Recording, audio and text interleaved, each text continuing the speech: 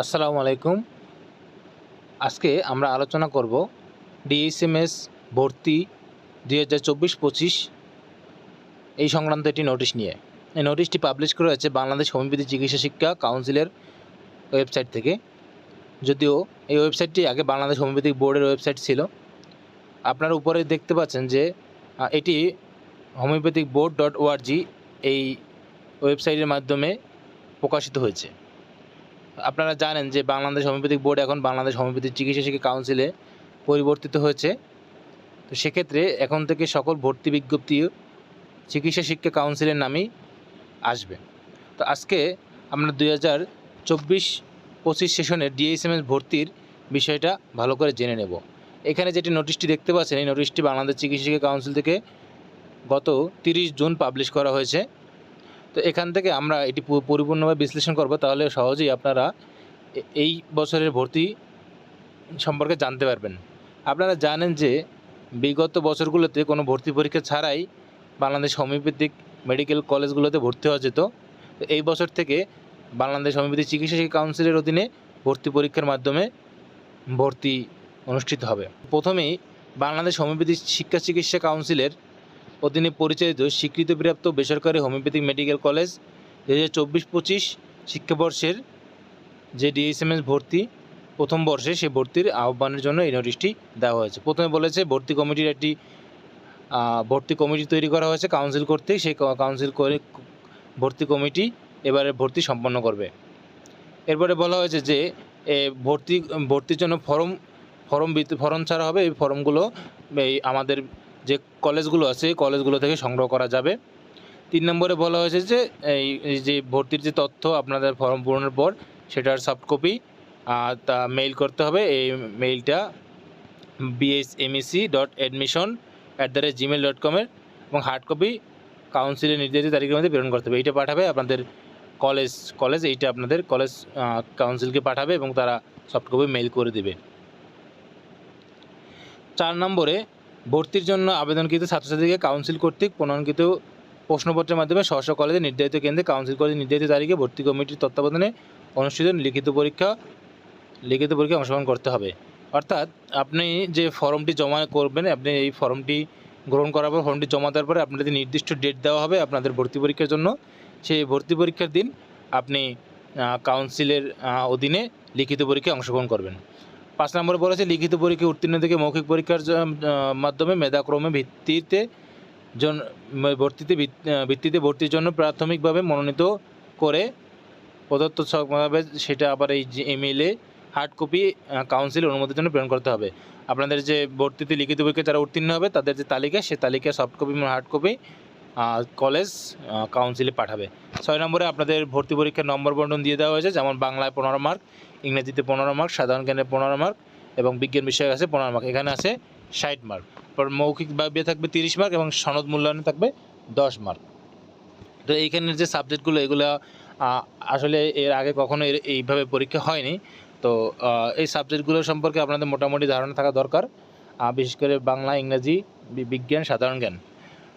এগুলো যেহেতু এসএসসি পরীক্ষার পরে যদি ভর্তিটি শুরু হয়, তো আশা করি আমাদের এগুলো মূলত এর ক্লাস 9-10 বই থেকেই সম্ভাবনা আছে আসার। তবে তারপরও আমার মনে হয় যেহেতু এটা প্রথম পরীক্ষা, তাই এই পরীক্ষা হয়তো অতটাও কঠিন হবে না। এরপরে আছে 7 নম্বরে যে আপনাদের এই যে মৌখিক লিখিত পরীক্ষার ন্যূনতম আপনার 30 পেতে হবে এবং মৌখিক পরীক্ষায় আপনার ন্যূনতম 15 পেতে হবে। আর আপনার এসএসসির যে রেজাল্ট, এসএসসি বা সমমানের যে পরীক্ষার রেজাল্ট, আপনি যদি ফার্স্ট ক্লাস বা প্রথম বিভাগ পান অথবা ন্যূনতম জিপিএ 3 পান, মানে 3 থেকে 5-এর মধ্যে পান, তাহলে আপনি পরিপূর্ণ 10 মার্ক পাবেন। যে সনদ মূল্যায়ন আছে গ নম্বরে, এই যে পরিপূর্ণ 10 পেতে হলে আপনার এসএসসি রেজাল্টে প্রথম বিভাগ বা ন্যূনতম 3 মার্ক থাকতে হবে। আর যদি দ্বিতীয় বিভাগে পান অথবা আপনি ন্যূনতম 2 পয়েন্ট থেকে 2.99-এর মধ্যে পান, তাহলে আপনি মার্ক পাবেন 8। আর যদি তৃতীয় বিভাগে পান অর্থাৎ 1 পয়েন্ট থেকে জিপিএ 1 থেকে আপনার 1.99 জিপিএ পান, তাহলে আপনি মার্ক পাবেন 6। এবং এই সাথে আপনার এই যে লিখিত মার্ক এবং মৌখিক মার্কের পরীক্ষা যোগ হয়ে আপনার চূড়ান্ত তালিকা প্রস্তুত হবে। এবং কলেজের চাহিদা অনুযায়ী আপনাদের যদি ভর্তির মানে যদি বেশি সংখ্যক হয়ে যায় সেক্ষেত্রে অপেক্ষমান তালিকা থাকবে। সেই অপেক্ষমান তালিকা হলো যে পরবর্তীতে আপনাদের পরবর্তী ভর্তি তালিকায় আপনাদের হয়তো যারা চান্স পায়নি তারা অপেক্ষমান তালিকায় থাকবে। এরপর রয়েছে 8 নম্বরে যে ভর্তি ইচ্ছুক ছাত্রছাত্রীদের আবেদন ফরমের সহিত এসএসসি সমমানের পরীক্ষায় উত্তীর্ণ নম্বরপত্র বা সনদপত্র, প্রশংসাপত্র, চারিত্রিক জাতীয়তার সনদপত্র, ভোটার আইডি কার্ডের গেজেটেড অফিসার কর্তৃক প্রদত্ত সত্যায়িত দাখিল করতে হবে।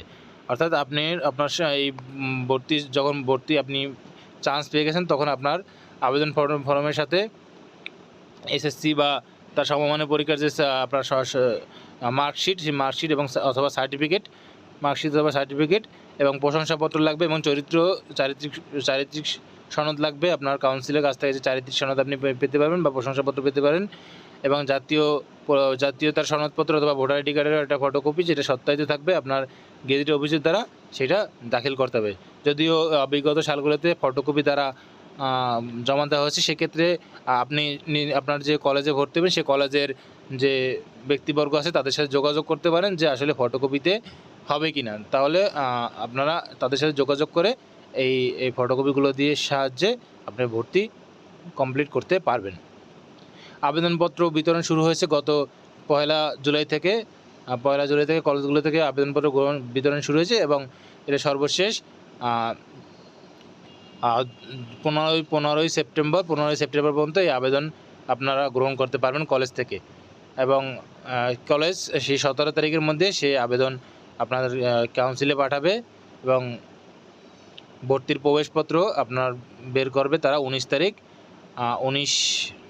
19 সেপ্টেম্বর বৃহস্পতিবার কলেজ থেকে আপনার ভর্তির যে প্রবেশপত্র থাকবে, ভর্তি পরীক্ষার যে প্রবেশপত্র সেটা দেওয়া হবে এবং লিখিত ভর্তি পরীক্ষা হবে আপনাদের 21 সেপ্টেম্বর সকাল 11টায় আপনার যে কলেজে ভর্তির আবেদন করেছেন সেই কলেজে আপনার লিখিত পরীক্ষা হবে। এরপরে 10 নম্বর বলা হচ্ছে ভুল বা মিথ্যা তথ্য প্রদান করলে ভর্তি বাতিল সহ প্রয়োজনীয় আইনানুগ ব্যবস্থা তারা গ্রহণ করতে সক্ষম আমাদের কাউন্সিল। আর ভর্তি সংক্রান্ত অন্যান্য নিয়মাবলী ফি অপরিবর্তিত থাকবে, মানে যেসব ভর্তির ফি আছে সেগুলো আগের মতোই আপনার থাকবে, আপনি সেটা সহ কলেজ থেকে জেনে নেবেন এবং ভর্তি সংশ্লিষ্ট কলেজ ও কাউন্সিল কর্তৃক অনুসরণ ও গ্রহণ করা হবে। যা ভর্তি এই যে কাউন্সিলের যে অনুযায়ী সে ভর্তির সময় সে কলেজ গ্রহণ করবে আপনাদের ভর্তির যে ফি। তো এই ছিল আপনার মোটামুটি বাংলাদেশ হোমিওপ্যাথিক বোর্ডের এবার 2024-25 সেশনের প্রথম বর্ষে ভর্তির আপনার বিজ্ঞপ্তি। তো আশা করি আপনারা বুঝতে পেরেছেন। কেউ যদি বুঝতে সমস্যা থাকে তাহলে আপনার কমেন্ট করতে পারেন, তা কমেন্টে আপনার বিস্তারিত আপনাকে জানিয়ে দেবো বা পরবর্তীতে অন্য কোনো ভিডিওতে এ বিষয়ে বলবো ইনশাল্লাহ। সবাইকে ধন্যবাদ, চ্যানেলটি সাবস্ক্রাইব করবেন। আসসালামু আলাইকুম।